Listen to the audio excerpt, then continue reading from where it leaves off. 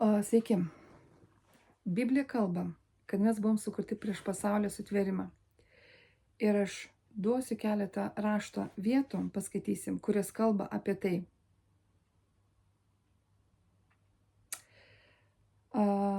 Pirma rašto vieta yra duoma taip. Jono Evangelija 17 skyrius sako, meldžiu tave už tuos. Aš meldžiu ne už viso pasaulio žmonės, o tik už tuos, kuriuos tu man siuntėjai, nes jie priklauso tau. Jėzus aiškiai čia parodo, yra dvi kategorijas žmonių. Sako, aš meldžiuosi ne už visą pasaulį, tik už tuos, kuriuos tu man siuntėjai, nes jie priklauso tau. Jėzus meldžiasi tėvui. Reiškia, čia yra dvi kategorijos žmonių, kurie priklauso Dievui ir nepriklauso Dievui.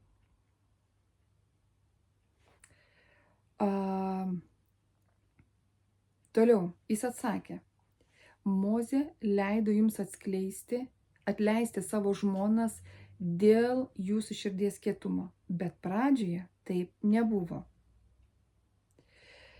Pradžioje žodis yra šitoj eilutėje paminėtas lygiai tas pats žodis, kuris paminėtas pradžioje pirmo skyriaus, pirmoji eilutė, kad sako, pradžioje Dievas sukūrė žemę ir dangų. Pradžioje. Tai klausimas, apie kokią pradžią čia kalba Jėzus. Jis atsakė, Mozė leido jums atleisti savo žmonas, reiškia, čia eina kalba apie skyrybas, leido skirtis dėl jūsų širdies kietumo. Bet pradžioje taip nebuvo. Klausimas, apie kokią pradžią Jėzus kalba, kada yra ta pradžia.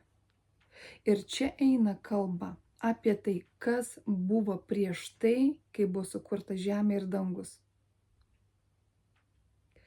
Kodėl ten nebuvo leidžiama skirtis? Tiesiog įdomi rašto vieta. Toliau. Jono Evangelija 8 skyrius 44 eilutės.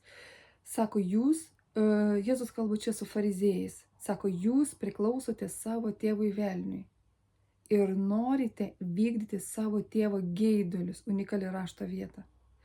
Jis nuo pradžios buvo žmogžudys ir nepasiliko tiesoje, nes jame nėra tiesos. Kai jis kalba melą, kalba iš savęs, nes yra melagis ir melo tėvas. Vėlgi, unikali rašto vieta, niekada aš nesusimastydavau apie tai. Ta prasme, kad Jėzus aiškiai pavadina, sako, jūs priklausote savo tėvo velniui. Iš kur jisai žino, ta prasme, kad tie žmonės neatgailaus vėliau. Jisai labai aiškiai čia deklaruoja, kad jūs priklausote velniui. Ir sako, jūsų tėvas yra velnis. Kas yra tėvas? Tėvas tai yra tas, iš kurio gimstam, ar ne? Pradžia nuo ko. Tai reiškia, tie žmonės yra atėję iš velnio. Tai ta prasme, ką jam išgelbėjimo nebėra. Aišku, išgelbimas yra absoliučiai kiekvienam, nes Dievas yra geras ir teisingas, bet čia Jėzus vėlgi yra dvi grupės žmonių suskirstytos. Vieni tie, kurie priklauso jam, tie, kurie nepriklauso jam. Sako, jūs priklausote savo tėvų velniui ir vykdote jo geidulius. Dvi kategorijos žmonių. Ir Jėzus labai aiškiai juos įvardino, kad jie yra ne jo. Ir ta žodis, jis nuo pradžios buvo žmogžudys, čia apie velnį eina kalba, vėlgi panaudotas tas pats žodis. Nuo pradžios, kuris panaudotas pradžios knygoje, 1 skyrius, 1 eilutė.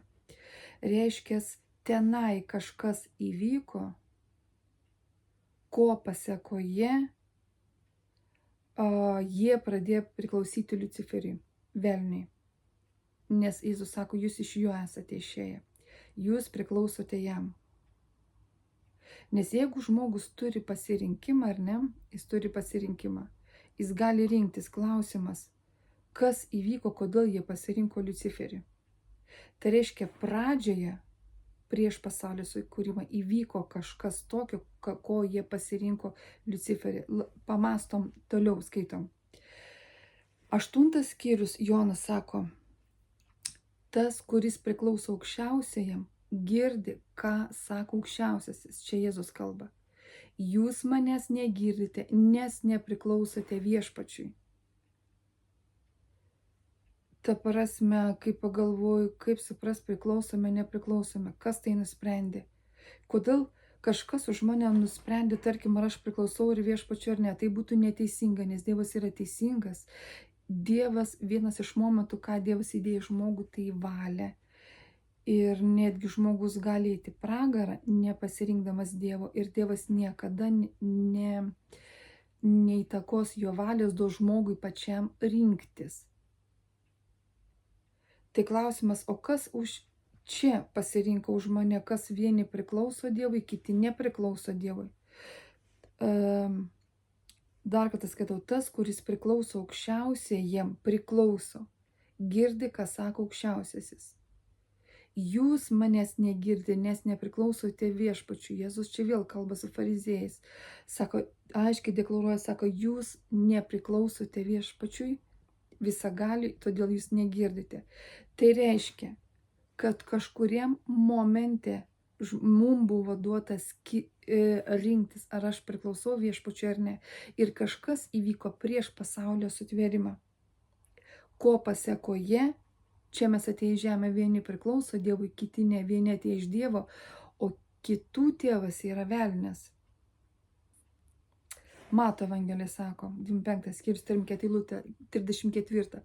Tada karalius sakys, esantiems dešinėje, ateikite mano tėvo palaiminti. Paveldikite jum paskirtą karalystę nuo pasaulio sukūrimo pradžios. Reiškia, įvyko kažkokie įvykiai nuo pasaulio sukūrimo pradžios, ko pasekoje vieni buvo pasirinko tamsą, kiti pasirinko šviesą. Taip išeitų palei tą rašto vietą. Ir sako, tie, kurie pasirinko šviesą nuo pasaulio sukūrimo pradžios, Tėvas sako, teikite mano tėvo palaiminti ir paveldikite, kas jums buvo skirta, o skirta, kas buvo karalystė nuo pasaulio sukūrimo pradžios. Vėlgi sakau, kažkas įvyko tada, ko pasekoje mes atėjome į šitą žemę.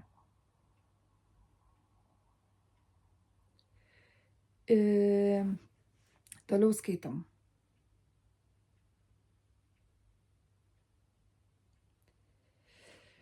Čia yra labai įdomi rašto vieta, labai daug ką kalbanti. Mato 13 skyrius, nuo 24 eilutės. Jėzus pateikė jiems kitą palyginimą. Su dangaus karalystė yra kaip su žmogumi, kuris pasėjo dirvoje gerą sėklą.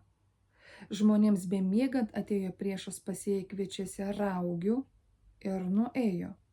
Kai želmo paaugėjo, subrandino vaisių, pasirodė raugės. Šeimininko tarnai atėję klausė, šeimininkė, argi negerą sėklą pasėjai savo lauke, iš kur atsirado raugių? Jis atsakė, tai padarė priešas. Tarnai pasiūlė, jei nori teisime, jas išravėsime. Jis atsakė, ne, kad kartais ravėdami raugės ir kviečių, kad kartais su ragim neišrautumėte ir kviečių.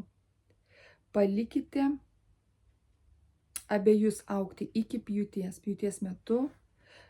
Pasakysiu pjovėjams, pirmiau išsirinkite raugės ir suriškite į pėdus ir sudeginkite. Aiškiai pasakyta sudeginkite, o kviečius sukraukite mano kluoną. Ir dabar žiūrėkit įdomiai taip, Jėzus sako, labai aiškiai pasako, čia vėlgi yra dvi kategorijos žmonių – raugės ir kviečiai. Ir Jėzus atsakė, laukas yra pasaulis, šitas pasaulis, į kurį mes atėjom. Gerosios sėklos yra tie, kurie priklauso Dievo karalystei. Tai yra viena kategorija žmonių. Piktžolės, tai yra raugės. Yra tos, kuris priklauso velniui. Nerealiai įdomi rašto vieta. Vėlgi Jėzus aiškiai pasako apie dvi kategorijas žmonių. Ir įdomiai kas, raugėmis netampama šioj žemėje. Raugėmis kaip raugės žmonės jau yra šitoj žemė kaip pasėti, nes čia yra, aiškiai matosi dvi sėklas, kur buvo pasėta gera sėkla, kviečiai ar ne? Ir atėjo priešas, kuris pasėjo kitą kultūrą savyje turinti kitą sėklą, tai yra velnio sėkla. Ir čia aiškiai sako, dvi sėklos, viena gera, kita bloga, vienas kviečiai, kita piktžolės. Ir raugėmis netampama šią žemę, jie jau ateina į šitą žemę, kaip raugės yra dvi kategorija žmonių. Raugės ir kviečiai. Ir Jėzus aiškiai pasakė, kad šitas pasaulis tai yra kaip laukas, į kurį esame pasodinti mes, tie, kurie girdime Dievą, nes mes atėjome iš jo, mes esam tie, už kuriuos Jėzus meldėsi, nes mes priklausome jam, ar ne? Ir yra tos raugės, kurie atėjo ne į, ta prasme, čia reikėtų teisingai suprasti, tie, kuriuose sėkla yra tarsi iš velnio, tos kaip raugės. Ir jie nepriklauso Dievui, ir jie niekada nesirenka Dievo.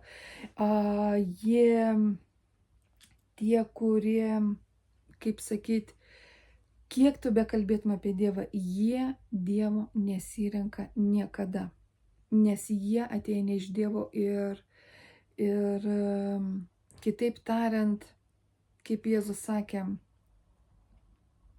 jūsų tėvas yra velnias ir jūs nesugebat manęs net girdėti. Įsivaizduokit, buvo tie fariziejai, kurie Jėzų vadino velniu.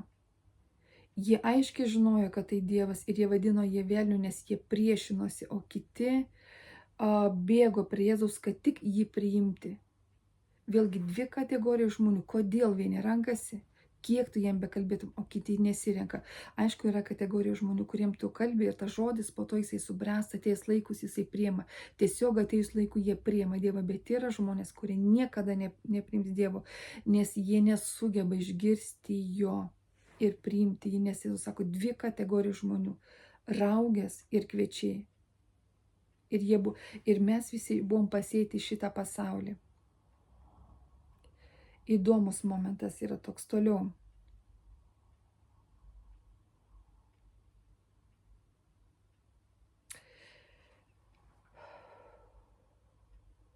Ir toliau sekanti dar eilutė tos istorijos sako, priešas, kuris juos pasėjo, yra velnias. Pjūtis yra pasaulio pabaiga. Pjovėjai yra angelai.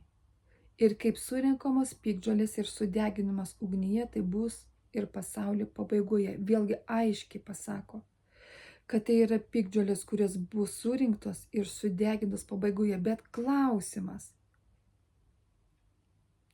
kodėl vieni ateina kaip raugės ir kodėl vieni ateina tie, kurie priklauso Dievui. Ta prasme, kas čia Dievas už mus nusprendė?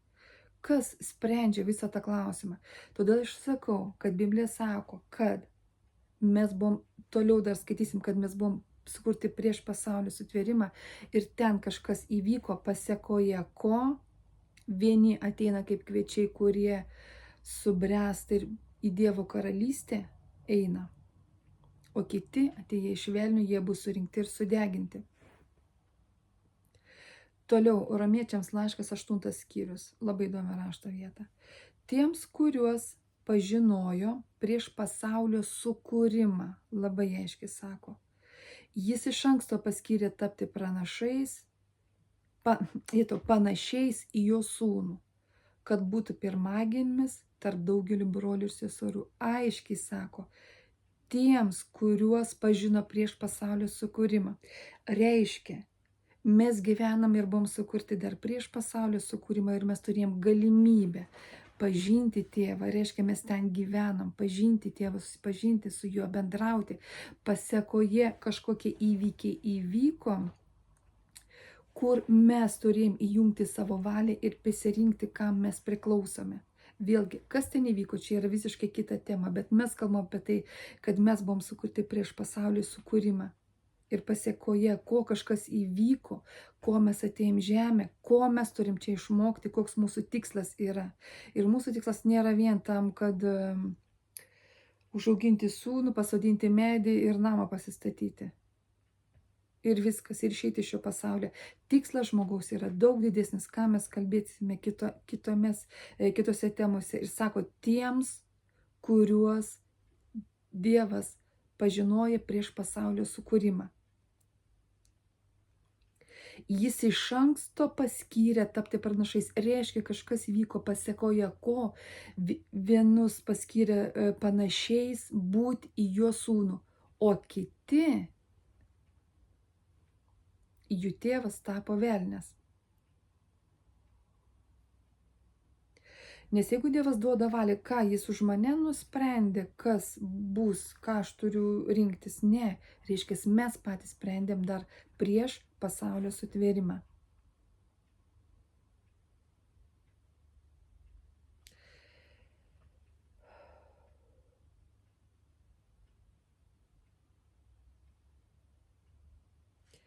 Toliau.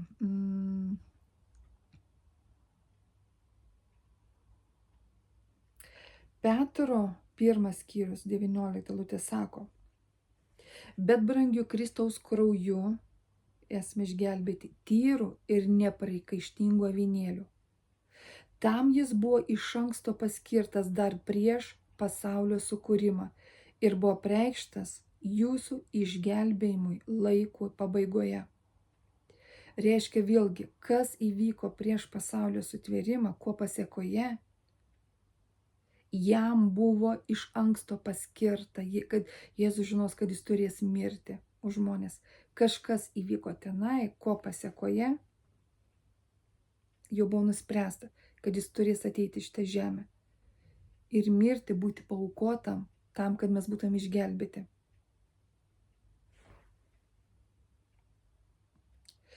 Toliau Apreiškimo knyga labai įdomiai sako, 13 skyrius nuo 8 eilutės. Sako, jį garbins visi tie žmonės, gyventojai, Antikristą garbins, kurių vardai nuo pasaulio sutvėrimo neįrašyti nužudytojo avinėlio gyvenimo knygoje. Vėlgi, kas nusprendė? Tėvas nusprendė. Mes žinom, kad tėvas yra geras, žmogui duota yra valia pačiam spręsti. Bet čia reiškia kalba taip, kad nuo pasaulio sutvėrimo, prieš tai, kai pasaulis atsirado čia, ten kažkas buvo, ko pasiekoje vieni buvo įrašyti gyvenimo knygą, o kiti nebuvo įrašyti. Dar kas skaitau.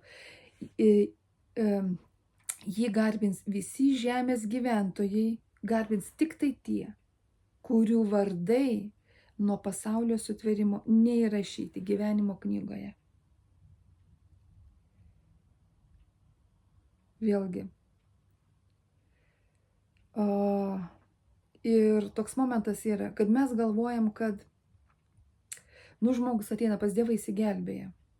Ir tada jo vardas yra įrašytas gyvenimo knygoje. Visiškai ne. Čia labai aiškiai sako taip. Mes ateinam į šitą žemę. Jau tie, kurie pasirinks Dievą, atėjus laikui, savo laikui.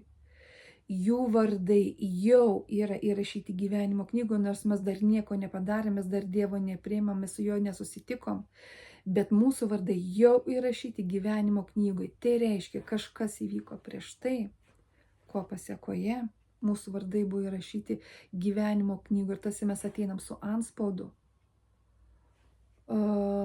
savo dangiškų pasų, galim pasakyti, kuriame mes esame įrašyti kaip dangaus karalystės piliečiai, vadinkim taip.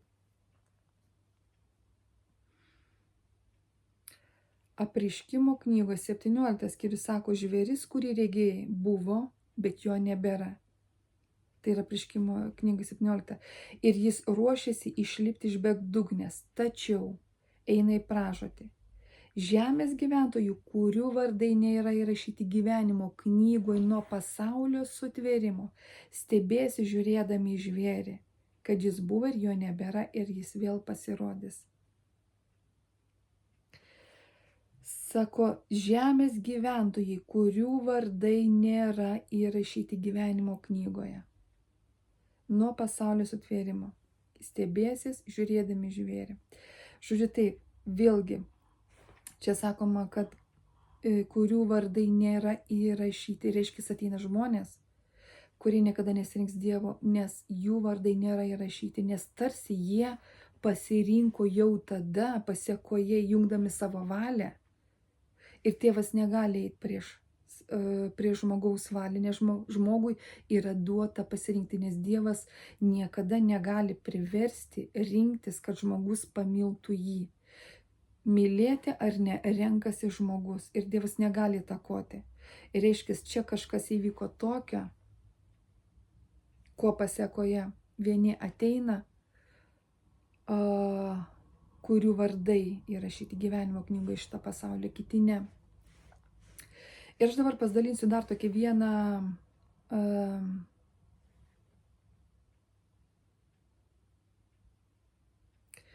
vienu tokiu išgyvenimu, apreiškimu, tokiu kaip regėjimu.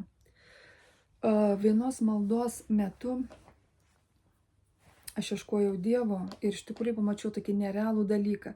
Staiga per vieną akimirką tokią pamačiau tarsi save tokia užfiksuota kaip nuotraukoj save, kurį aš buvau prieš tai, kai aš atėjau į šitą žemę. Toj nuotraukoj per tą sekundę aš pamačiau va tokią informaciją. Aš mačiau savo, žinot, kai būna tokios nuotraukos, užfiksuota kažkokia emocija, kažkokia, ar tai pyktis, ar tai džiaugsmas, ar ne. Aš pamačiau savo baltą šypseną, savo emociją, pilną meilės, pilną tokios nuostabos, pilną džiugesio, kažkokio tokio pamačiau save.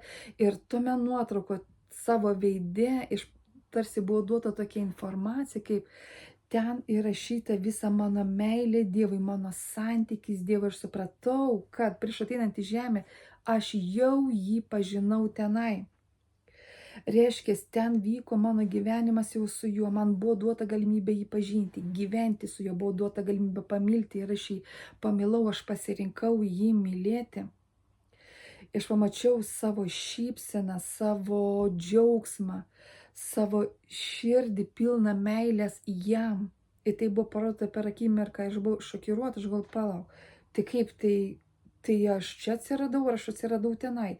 Ir aš laik galvodavau taip, nu gerai, aš atsiradau čia, bet prieš tai buvau pas tėvą širdį, kažkur tai plaukiau, kažkokioj neaiškioj būsenai, bet pasirodo, kad mes prieš ateinant čia mes gyvenam jau tenai, mes gyvenam su tėvu danguje, mums buvo duota galimybė rinktis, mylėti jį ar ne. Kas ten vyko toliau, čia yra kitos temos, bet esmė tame regėjime, tarsi Dievas parodė, kad mes jau esam pažįstami. Tarsi čia mums visiems yra tarsi anuliuota tokia kaip atmintis, vadinkim taip, kad sukaupti naują patirtį šitoje žemėje. Kodėl taip vyksta, čia yra kita tema. Kodėl taip vyksta. Bet esmė tame, kad mes ten jau pasirinkom. Ir realiai, ir aš pamačiau tame regėjime, tarsi toj užfiksuotai dangaus nuotraukai vieną akimirką iš ano gyvenimo su tėvu tenai. Aš pamačiau mano begalinę meilę jam. Aš mačiau, kad mūsų santykiai buvo be galo gilus, mes bendravome artimai vienas su kitu. Ir aš mylėjau į ten, aš buvau šokiruota, kaip taip įmanoma. Ta prasme, va šitas apreiškimas ir va tos rašto vietos man labiau praplėtė pažinimą apie Dievą. Aš pradėjau norėti, kas tai dar giliau, o kas buvo tenai, o kodėl taip įvyko, kodėl vieni pasirinko Dievą, kodėl nepasirinko, kodėl Jėzus aiškiai sako, jūs esate iš velnio, o Jėzus sako, už kitus meldžiuosi, už tuos aš nesimeldžiu, nes jie nepriklauso man. Sako, bet aš meldžiuosi tik už tuos, kur man priklauso. Tėve, ta prasme, kur tau priklauso, aš meldžiuosi už juos. Dvi kategorijos žmonių.